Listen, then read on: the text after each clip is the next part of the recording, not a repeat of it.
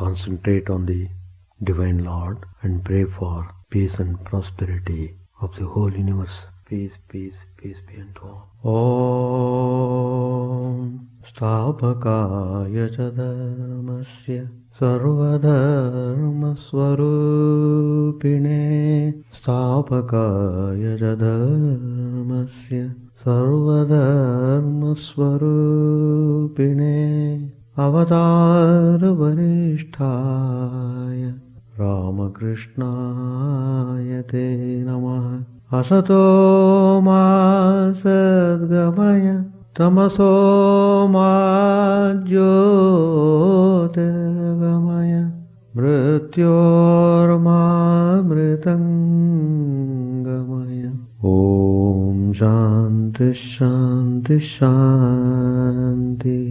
Let us bow down to Sri Ramakrishna, the embodiment of all religion, the Supreme God incarnate. Let us pray to Him to lead us from the unreal to the real, to lead us from the darkness of ignorance to the light of knowledge, to lead us from death to immortality. We have been discussing some of the spiritual ideas taken from the Gospel of Sri Ramakrishna. Today's topic, which I am going to speak, realize thyself. Realize thyself. We see in the world so much of suffering, misery. It is there from time immemorial. Suffering is always there. Incarnations may come, still suffering will be there. What's the reason? It is not difficult to find out the reason for suffering. Suffering is because you are in ignorance. Ignorance means you don't know how to handle your life. You don't know how to conduct yourself in this world. You are totally pulled by desires and desires. As long as man is pulled by desires, he is constantly under agitation, under stress and strain. So, if one has to experience real peace, which is real happiness, definitely one will have to control one's desires. Seeking God is not considered desire. Anything that obstructs a person going towards God is the cause of suffering. So, what is the solution? Problem is there. Problem of suffering is there. What is the solution? Solution is Vedanta. That means spiritual knowledge. Spiritual knowledge. What does it mean? It means to know the reality, to know the absolute truth, to know thyself, to know what you are really. Are you this petty being? So, Vedanta teaches you how to get rid of suffering, how to get rid of bondage, how to get into absolute freedom. There is absolute joy in absolute freedom. Vedanta is unity in diversity. All religions are focusing on the experience of God. So God is the central principle on which all the religions are focusing. Then why should there be any conflict? Why should there be any agitation or unrest in the name of religion? I should say it is simply because of ignorance. If you know the principle properly, you don't have to quarrel in the name of religion at all. The moment you begin to hate, the moment you begin to quarrel, the moment you begin to agitate, you are no more practicing religion. A person who practices religion will be free from all negative feelings. His love extends to the whole universe, to all the beings, to the whole creation. Lord Krishna has very clearly stated in Bhagavad Gita, a person who is practicing spirituality should not hate any being. Adveshta sarva bhutanam. There is a Sanskrit quotation from Bhagavad Gita. So, one has to concentrate upon the spiritual idea and practice it. Practicing is very important. First you must have conviction, then you must practice. It is to practice the spiritual ideas. You have been born as a human being, not to waste your life like animals. Animals also sleep, drink and enjoy. What difference is there? Animals also quarrel. Once I had gone to Orlando. The famous zoo is there. I had gone to see the zoo. So I was watching the animals, how they behave and how they enjoy themselves. I saw the lions, about half a dozen lions, living there in a natural way. They're all quiet. I was just watching them. Suddenly, one lion jumps into another and begins to quarrel without any provocation. Same way people quarrel. And because people are not really serious about spiritual ideas, or they are not practicing spiritual life properly. Anyway, we have to know. You can't simply say, I did not know the traffic rules. The police will not argue with you. He'll simply give a ticket. You are expected to know the traffic rules when you are driving a car. In the same way, when you are born as a human being, you are expected to know what is spirituality, what is world, what is God, what is self, what is all this. You have to know. It's very important. Well, Sri Ramakrishna has said in the Gospel, there is a holy river in India which is called Ganges. Millions of people go and take bath in that holy river. Referring to that, Sri Ramakrishna said, people speak of the waves as belonging to the Ganges. Waves belonging to the Ganges. But no one says that the Ganges belongs to the waves. Waves belong to ocean. Ocean does not belong to wave. Nobody says like. So, the feeling, I am he, that means I am that Brahman, is not wholesome. A man who entertains such an idea while looking on his body as a self causes himself great harm. As long as a person is identifying himself with the body, with the senses, with the mind, with the intellect, when he is involving himself in all these things, he can't simply say, I am that Brahman. He cannot go forward in spiritual life. On the other hand, he drags himself down. He deceives himself as well as others. He cannot understand his own state of mind. Then again, who is this Jiva, the embodied being? The Jiva is nothing but the embodiment of Satchidananda. We are all part and parcel of that absolute Brahman, which is God. But since Maya or ego has created various adjuncts, man has forgotten his real self. Each adjunct changes one's nature. Sri Ramakrishna gives the example. Suppose a man wears a fine black bordered cloth. He will find him humming love songs. Then playing cards and a walking stick follow. If even a sickly person puts on high boots, he begins to whistle and climbs the stairs like an Englishman, jumping from one step to another. Again, Sri Ramakrishna gives another example. If a person but holds a pen in his hand, he scribbles on any paper he can get hold of.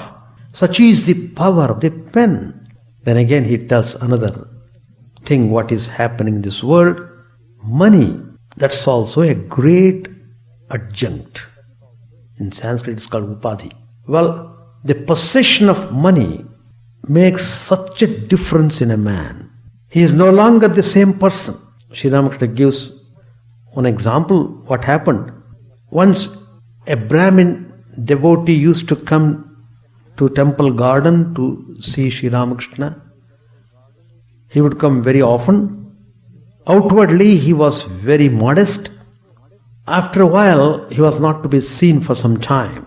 One day Sri Ramakrishna was returning from a countryside with one of his companions, and they were getting off the boat. Then they noticed a person seated on the bank of the Ganges. Sri Ramakrishna thought probably that person might be enjoying the fresh air. Looking at Sri Ramakrishna, that man said, Hello there, priest, how do you do?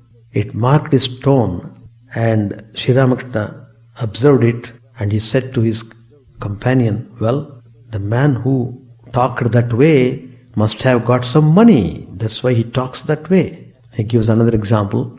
A frog had a rupee which he kept in his hole. One day, an elephant was going over the hole, and the frog, coming out in a fit of anger, raised its foot as if to kick the elephant and said, how dare you walk over my head? Such is the pride that money begets. One can get rid of the ego How? Only after the attainment of knowledge. On attaining knowledge, what happens? One goes into samadhi and the ego disappears. There is no more play of ego in samadhi. One will have to do intense spiritual practice in order to get into that state of samadhi. Now and then, a man catches a glimpse of his real self and he becomes speechless with wonder. At such times, he swims in an ocean of joy. It is like suddenly meeting a dear relative. Sri Ramakrishna tells, the other day, as he was coming here to Dakshineshwar in a carriage, he felt like that at the sight of Babu Ram, one of the devotees who became later on Sri Ramakrishna's disciple.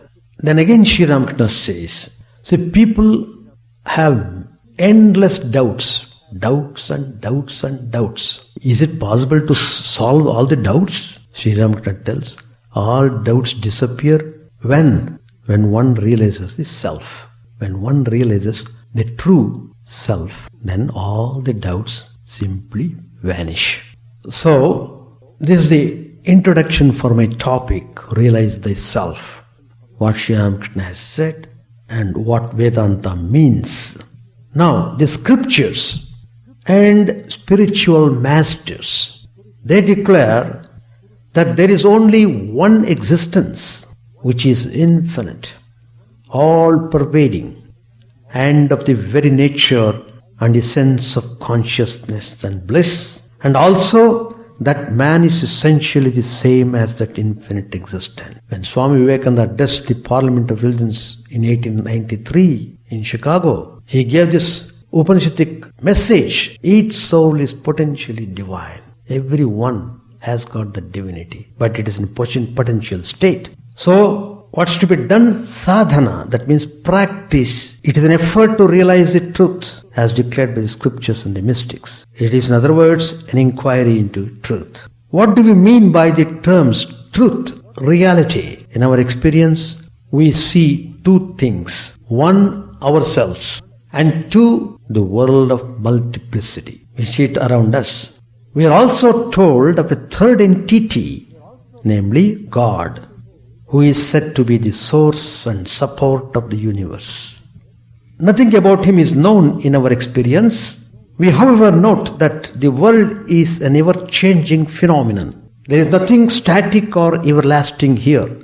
It is a whirlpool of matter appearing in diverse forms, existing for a while and then disappearing, and of innumerable forces. We also note that we too are changing from moment to moment, whether it is at the physical cellular level or at the mental and intellectual levels. We are constantly changing. Vedanta conceives of reality as unchanging and therefore eternal, without birth or death. That's also the truth. Obviously, neither the world nor we are real in that sense. Change is a phenomenon of relativity, and there must be an ultimate changeless basis with reference to which all other changes seem to take place. Something which remains stable, allowing the changing phenomenon to exist. That changeless basis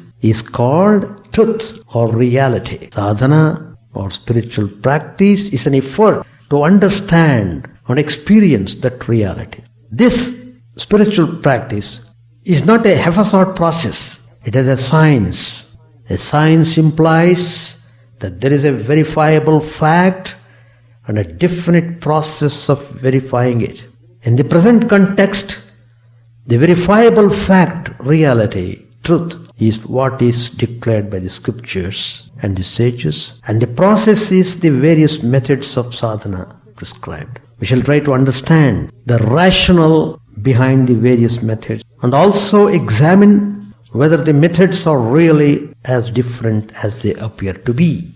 Of the three entities mentioned, world, ourselves and God, we don't know about God, and therefore the inquiry can take place only in two fields, namely the world and ourselves. It is possible to know something of the world though knowing it in its entirety is impossible. There is so much to know. We can attempt to know the world in two respects, either at the macrocosmic level, that is in terms of the earth, planets, stars, etc., or at the microcosmic level, that is in terms of atoms, molecules, particles, etc. In both the cases, the inquiry has a basic limitation owing to the inherent limitation of the instruments of investigation. All instruments invented by man have their own limitations. For example, a telescope, it may be a tremendously powerful instrument, but the universe extends beyond its range. A microscope can enable us to see the minutest particle, but there it disappears into a field of energy beyond which we can't proceed. It can't be the ultimate reality because it too is a changing phenomenon. There is a still more fundamental limitation in all human investigations. Whatever be the power and range of the instruments, they are designed by the human mind. And again, the facts made available by the instruments have to be known through the senses and the mind. Now the senses and the mind are limited entities and subject to change. Thus, in this world of relativity, we have no absolute yardsticks. Apparently, we do not have any means of overcoming this limitation. Hence, we are left with only one choice as a field of investigation, namely ourselves. As whatever we do in the external world is constrained by the limitation of our senses and mind, we have to find some means of overcoming these limitations, and the effort has necessarily to be confined again to our inner field. Apparently, the biggest obstacle is in unraveling the reality. What's the greatest obstacle? That is our own senses and mind. And hence, the search for reality, the inquiry into truth, has necessarily to surmount this obstacle. Now we come to the question, what is the process? To understand it, we should know how man is constituted. The result arrived at by various means of analysis and mystic realization, supported by scriptures, can be briefly narrated. That is, man is essentially pure consciousness, pure awareness. In this respect, he is one with the reality of the universe. It's a non-dual existence. Man is not, however, aware of his true nature, and that is due to his ego, the deep-rooted feeling that he is an individual, different from everything else. So this feeling of separateness is at the root of all duality. It is the basic limiting factor of man, the sole factor which sets him apart from all the rest, and consequently the ultimate barrier to be crossed before he can realize his true nature. Mind, senses, body, etc., and further manifestations of the ego depend upon it for their sustentation and functioning. The ego, however, has no independent existence of its own. It depends on the reality for its existence and is fed and supported by the latter. How it came into being is a mystery, and its ultimate dissolution also is a mystery. Hence, the task in spiritual life, the aim of sadhana is to transcend the ego. So all our spiritual practices are meant to transcend this ego. Sometimes Sri Ramakrishna says, the ego cannot be taken out so easily, so you have to sublimate the ego. That's one method. Have the attitude, I am the servant of God, I am the child of God, I am the friend of God. So this attitude tames the ego, and slowly, gradually, you'll be able to overcome the ego. When you are free from ego sense, you feel you are totally belonging to God, and you feel part and parcel of God Himself. So when you realize that, then only you will be able to overcome suffering. Then only you will be able to dissolve all the desires which are obstructing all the time. The path is made clear And because you are not bothered by the desires anymore, you reach a state of total satisfaction, a state where you desire nothing, you want nothing, you are supremely satisfied, which brings you supreme peace and joy. So, the whole process of religion is how one is trying to purify his system, mind, senses. And through thorough purification, he will be finally able to realize his true self. And then he will understand there is no conflict at all. And he realizes the fact all faiths lead to the same goal, same reality, though God is called by different names by different religions. And as we see in our ordinary experience, every person has got 2-3 names. So why not God has many names? God has got infinite names. So by realizing the true self only, one will be able to overcome suffering and conflicts. One will be able to establish oneself in peace and harmony when he realizes his true self. He embraces the whole universe by his love, purest form of love. That's the final result of experiencing God. A person who experiences God, the indication is he loves everybody, loves every being. I shall continue this topic in the next Tuesday. Page 670. Sri Ramakrishna continued to speak to the devotees. He said, "But like the swan are those who think of God, who pray day and night to get rid of their attachment to worldly things and their love for lust and gold, who do not enjoy anything except the nectar of the lotus feet of the Lord, and to whom worldly pleasures taste bitter. If you put a mixture of milk and water before the swan, it will leave the water and drink only the milk. And haven't you noticed the gait of a swan? It goes straight ahead in one direction. So it is with genuine devotees. They go forward towards God alone. They seek nothing else. They enjoy nothing else."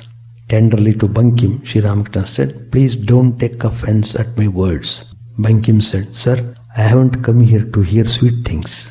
Master said to Bankim, a devotee. Master said, "Lust and gold is the world. That alone is Maya. Because of it, you can't see or think of God. After the birth of 1 or 2 children, husband and wife should live as brother and sister and talk only of God. Then both their minds will be drawn to God, and the wife will be a help to the husband on the path of spirituality. None can taste divine bliss without giving up his animal feeling.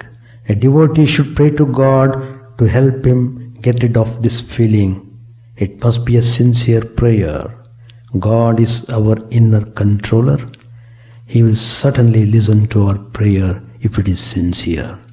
And gold sitting on the bank of the Ganges below the Panchavati, I used to say, rupee is clay and clay is rupee. Then I threw both into the Ganges."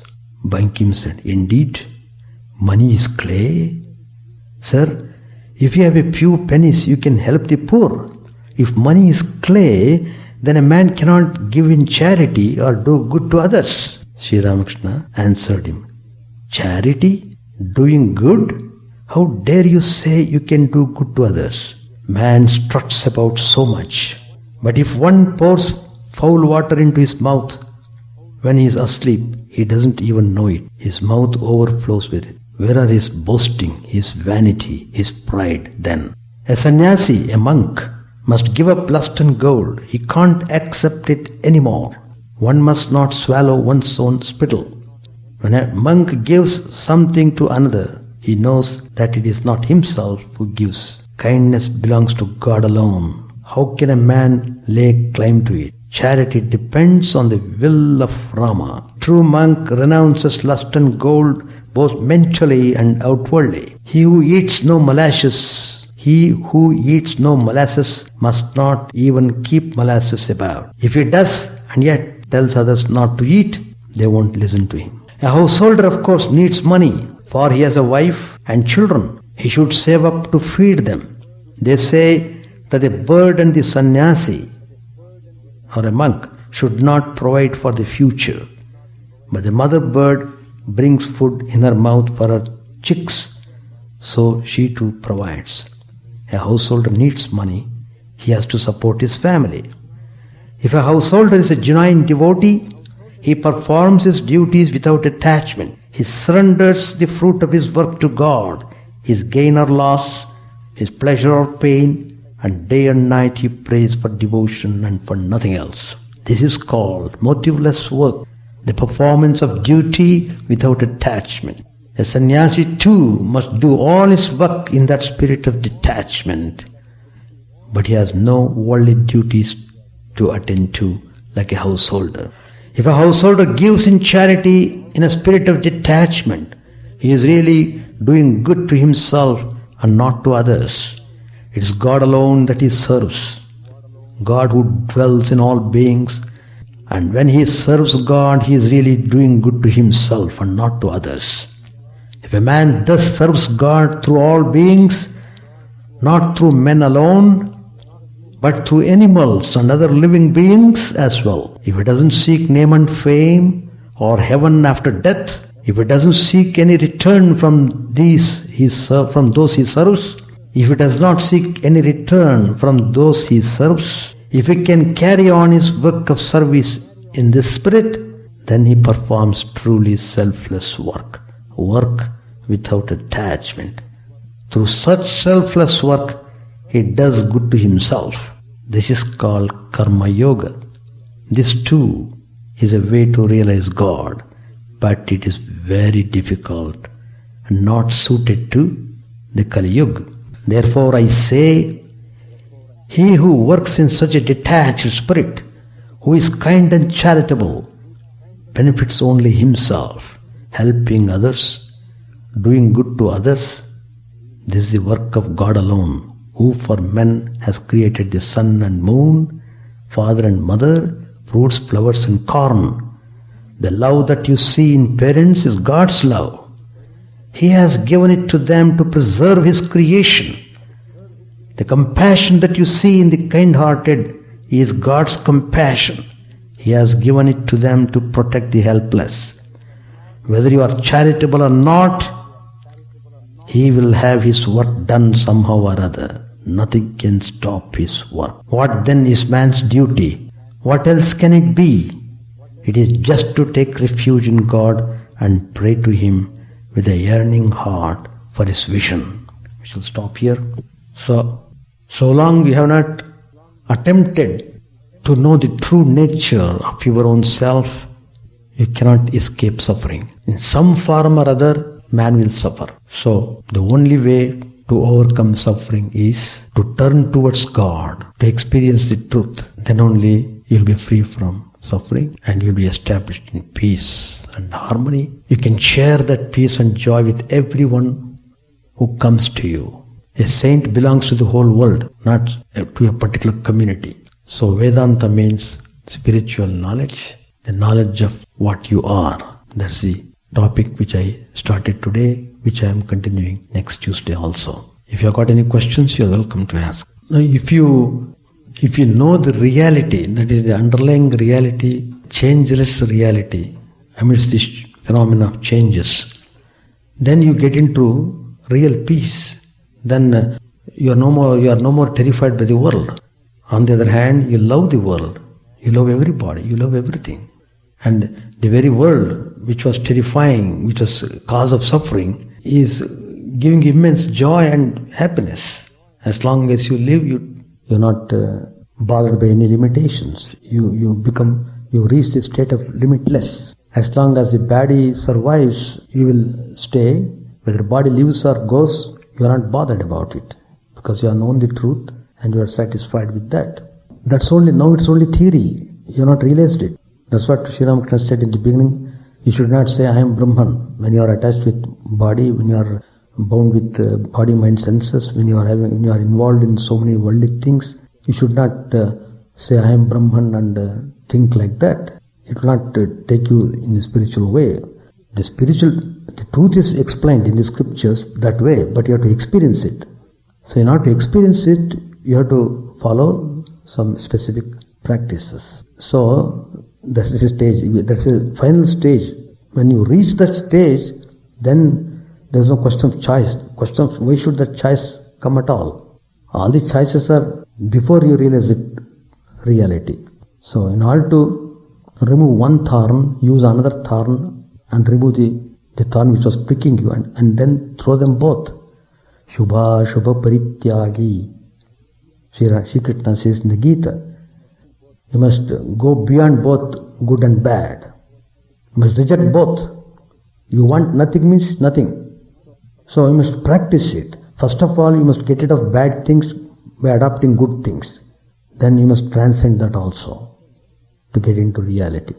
So, how far you are able to raise yourself to the state of peacefulness, that's important. Yeah.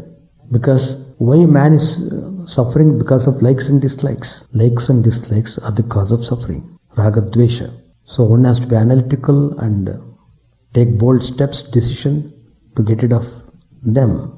It's difficult, true, but there is no way. It may be difficult, but you have to struggle. That's the meaning of spiritual practice. Otherwise, why should there be practice at all? While practicing, you do get joy, bit by bit. Yes, it is true, like that. Chant the name of the Lord and His glory unceasingly, that the mirror of the heart may be wiped clean and quench that mighty forest fire, worldly lust, raging furiously within. O name, stream down in moonlight on the lotus heart, opening its cup to knowledge of thyself. O self, drowned deep in the waves of His bliss, tasting His nectar at every step, bathing in His name that bath for weary souls. Various are thy names, O Lord, in each and every name thy power resides. No times are set, no rites are needful for chanting of thy name. So vast is thy mercy, how huge then is my wretchedness, who find in this empty life and heart no devotion to thy name. O my mind, be humbler than a blade of grass. Be patient and forbearing like a tree. Take no honor to thyself, give honor to all.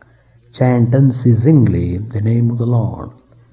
O Lord and soul of the universe, mine is no prayer for wealth or retinue, the playthings of lust or the toys of fame. As many times as I may be reborn, grant me, O Lord, a steadfast love for thee. A drowning man in this world's fearful ocean is thy servant, O sweet one. In thy mercy, consider him as dust beneath thy feet. Ah, how I long for the day when an instant separation from thee, O Lord, will be as 1,000 years, when my heart burns away with its desire, and the world without thee is a heartless void. Prostrated at thy feet let me be, in unwavering devotion, neither imploring the embrace of thine arms, nor bewailing the withdrawal of thy presence, though it tears my soul asunder. O thou who stealest the hearts of thy devotees, do with me what thou wilt, but thou art my heart's beloved, thou and thou alone. O Lord, lead us from the unreal to the real, lead us from darkness to light, and lead us from death to immortality. May all be free from dangers, may all realize what is good, may all be actuated by noble thoughts, may all rejoice everywhere. May all be happy, may all be free from disease, may all realize what is good, may none be subject to misery. May the wicked become virtuous, may the virtuous attain tranquility, may the tranquil be free from bonds, may the freed make others free. May good betide all people, may the sovereign righteously rule the earth, may all beings ever attain what is good, may the worlds be prosperous and happy, may the clouds pour rain in time, may the earth be blessed with crops, may all countries be freed from calamity, may holy men live without fear. May the Lord, the destroyer of sins, the presiding deity of all sacred works be satisfied, for He being pleased, the whole universe becomes pleased, He being satisfied, the whole universe feels satisfied.